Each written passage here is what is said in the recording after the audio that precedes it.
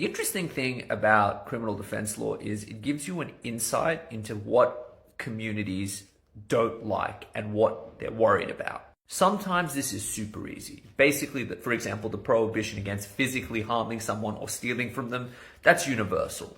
Most countries in the world have a rule or a prohibition, and you will get severely penalized for doing that, as probably you should.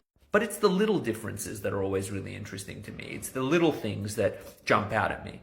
For example, in Singapore, they have so many offenses that relate to basically public decency and being a nuisance.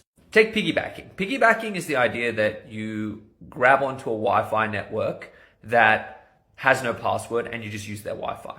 It's not a nice thing to do, but generally speaking, you'd be very hard pressed to see that being criminally prosecuted in Australia, barring you using that Wi-Fi connection for some evil or nefarious purpose. So in Singapore, if you log into a Wi-Fi network and it doesn't have the word free in it, and you piggyback off their network, you can be in deep trouble. Back in 2006, a 17-year-old who was totally addicted to online gaming piggybacked onto someone else's network. He left his house at 2 a.m. looking for internet because he's that addicted, and his parents had taken away his Wi-Fi.